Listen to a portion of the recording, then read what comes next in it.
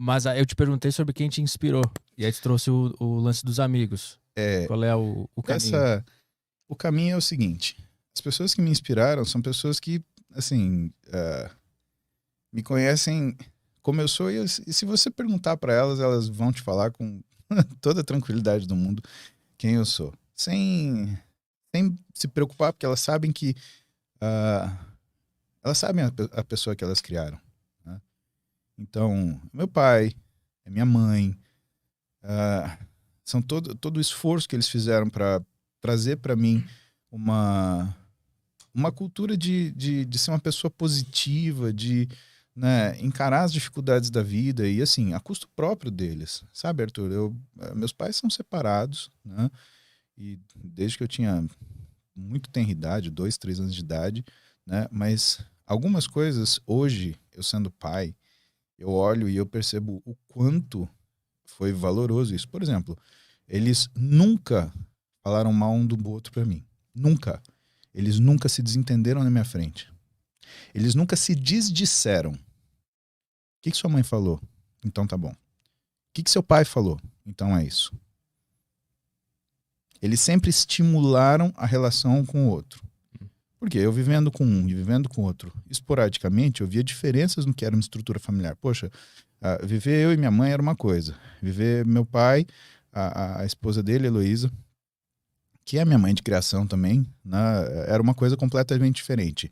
E ambos percebendo que eu via essas diferenças, eles não se, eles não se davam aquele tentação de falar, tá vendo? Isso tá errado, isso é assim, ou aqui é melhor. Pelo contrário, eles explicavam as condições que aquilo existia e a forma que a gente vivia. E isso você começa a perceber que é uma visão positiva das coisas que te contamina. E faz com que você olhe para as coisas também de uma forma positiva. Essa estrutura de vida me fez conhecer outras pessoas positivas. Né? E parte do que eu sou hoje, né, também eu tenho da minha mulher. Eu conheci a Roberta com 13 anos de idade e eu amei ela na hora que eu vi. Não é que eu me apaixonei, eu amei. Porque eu via nela exatamente aquilo que eu achava de valoroso numa pessoa. Só que eu encontrei numa mulher. Mas o que tu acha que é isso? Como é que tu conseguiu analisar tudo isso tão rapidamente e tão novo? Eu vivi a tua história com a tua mulher, já fiquei com isso na minha cabeça. Porque, assim, eu vivi essa situação dos meus pais desde sempre. Eu não sei te explicar quando que eu tomei consciência sobre isso. Uhum. Mas para mim era uma coisa óbvia, lógica. Né? Tanto que às vezes eu ia na casa de amigos, eu ia na casa de outras pessoas e eu olhava que a dinâmica familiar é uma coisa muito mais belicosa do que, na verdade, serena. Né? Principalmente, e eu sou de família italiana, né? Aquela italianada que fala duas línguas, né? Português e gritando, né? Então, é assim, né? E eu olhava aquilo e falava, nossa, mas que diferente isso é da minha casa, né? Minha vida é tão serena e meus pais são separados, né? Será que não tinha que ser o contrário? Será que eles não tinham que se quebrar, se pegar, se gritar, se xingar, né? Uhum. E na verdade não era. E de repente eu vejo a Roberta, também filha de pais separados, né? Com irmãos, e convivendo e andando lá na praia. Evidentemente que uma mulher bonita te chama atenção. Mas quando eu te falo, né, quando a gente pesca aqueles detalhes, cara, eu amei ela. Uhum. E aí, minha vida até então, aliás, depois disso, foi querer tê-la, né, do meu lado para mim. Né? E assim, depois de tanto tempo de admiração, de relação, sabe, é difícil falar até que ponto ela não tem influência pelo que eu tô te falando agora. Uhum. Cara, é impressionante. Às vezes eu consigo pensar o que ela tá pensando. É muito louco isso. Então a tua família é a principal ferramenta que te fez ser quem tu é hoje. Porque normalmente, eu falo por mim, assim, por outros jovens que eu conheço, a gente precisa sempre de uma referência externa por as nossas famílias serem tão quebradas. Né? A maioria das pessoas tem a família quebrada, o pai vai embora, não tem relação boa com a mãe, e nos resta buscar referência em ídolos, em músicos, em artistas. E eles que nos fazem, nos guiam o caminho de como seguir nessa vida, né? Pra ti, quem fez esse papel foi a família. Porque a minha família também me referenciou. Então. Então, eu acho que uma das coisas mais importantes da educação que eles me deram, Arthur, foi que eles me mostraram as pessoas que tinham valor. Então, o meu pai, conforme eu crescia, ele me apresentava, olha, isso daqui, essa situação, essa pessoa, esse tipo de coisa. A minha mãe, por outro lado, dentro da visão dela, as mesmas coisas. Então, meus pais, eles não foram ausentes no sentido de procure os seus modelos. Eles me apresentaram meus modelos. Olha, eu admiro isso aqui. O que você acha disso? E eu acho que isso é uma coisa que é importante porque tem coisa que o pai não pode falar. Né? Ou que, não que invalide quando o pai fala, mas o crescimento nosso, né? Pelo menos quem estuda parte de comportamento, desenvolvimento, né? Fala que o adolescente, por exemplo, né? Primeiro ele tem uma cisão com aquilo que é o comportamento da família, ele tem uma aproximação de um grupo, ele desenvolve uma identidade compartilhada, por isso que é tão importante a gente ficar de olho quem está andando com os filhos da gente, né? E que depois de um tempo ele vai desenvolver a identidade dele próprio, né? E, portanto, o que acontece? O que eles fizeram? Eles semearam em mim as pessoas que valeria a pena, pelo menos na opinião deles, em desenvolver essa identidade, né?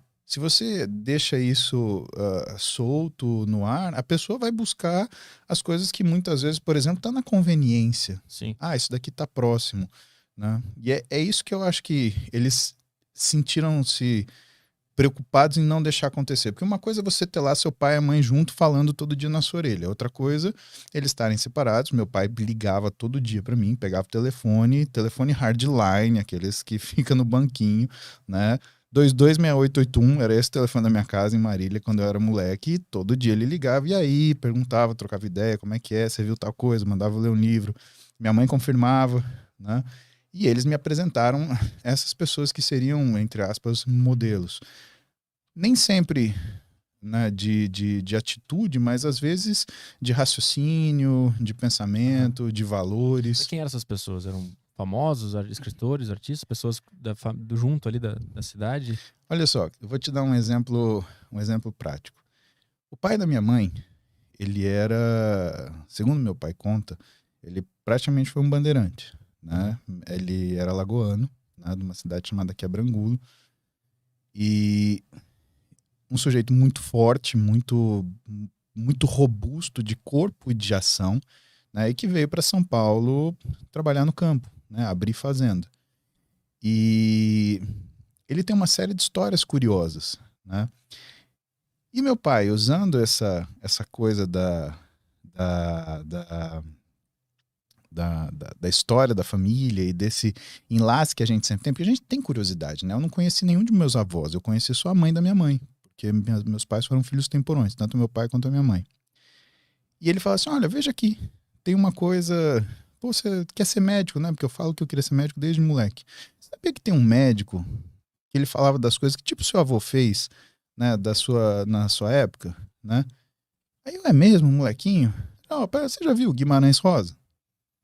Pô, eu li Guimarães Rosa, eu tinha 10 anos de idade, 11 anos de idade. Né? Só que, assim, Arthur, isso não é uma coisa estratosférica, porque a gente não tinha internet, a gente não tinha nada, a gente tinha, né, livre recurso. A única coisa que ele fez, falou assim, ó, você quer saber mais um pouco do tipo de gente que era teu avô? Tá aqui, lê que você vai ver o que é esse pessoal. Né? Tá certo que ele era do Nordeste, Guimarães Rosa era um pouquinho mais abaixo, mas tá ali pertinho e, assim, ele era um grande narrador e ele narrava com muita precisão, ele tinha uma descrição muito rica das pessoas, dos ambientes, principalmente das sensações. Né? E dessa forma, eles foram me formando até de uma forma intelectual para buscar esse tipo de situação e entender que tudo que uma pessoa que precisa te orientar ou precisa te inspirar na vida, ela tem que ser completa, né? É muito fácil hoje você vender alguma coisa para alguém, principalmente numa estrutura digital, onde a pessoa está te vendo aquela vez e está conhecendo você e gostando daquilo que você está falando. Entre uma pessoa que você consegue ter toda a dinâmica ou toda a gama do que ela foi capaz de construir. Né? É o dilema da fama e do sucesso. Né? Se a gente falar, por exemplo, o nome de um cantor famoso, todo mundo sabe responder, mas você sabe de cor o nome do cara que descobriu o DNA, né? Sabe o ano que foi, né? Quem que é o famoso, quem que é o cara do sucesso, né? Eu acho que, de certa forma, né, e isso é uma frase que a Roberta gosta de falar muito, né? E o meu pai, ele complementa com esse detalhe, e é muito curioso quando tá eu, meu pai, a Roberta, a Heloísa, a gente tá no sítio conversando, porque é engraçado, né? Chega uma hora que parece que a filha é ela, né? Eu que sou o genro, né? Porque eles se entendem muito bem. Mas o que eles me oferecem, o que me ofereceram, meu pai e minha mãe, era essa estrutura de olhar de uma forma completa, o olhar holístico. Olha quem é, olha o que está falando, olha a motivação, né? Às vezes as motivações das pessoas, elas falam mais alto que as ações delas. Por isso que eu te falei, o que determina o que é o bom ou o mal, certo ou errado? É a circunstância, né? A circunstância que, por exemplo, até faz o ladrão. Dizia minha avó que a diferença do ladrão, né, é a oportunidade. O cara que rouba 1 centavo vai roubar 1 milhão. Se você andar com gente que rouba 1 centavo, cuidado. Pode ser que um dia você acorde sem sua carteira, né? Isso em tudo na vida, né, meu?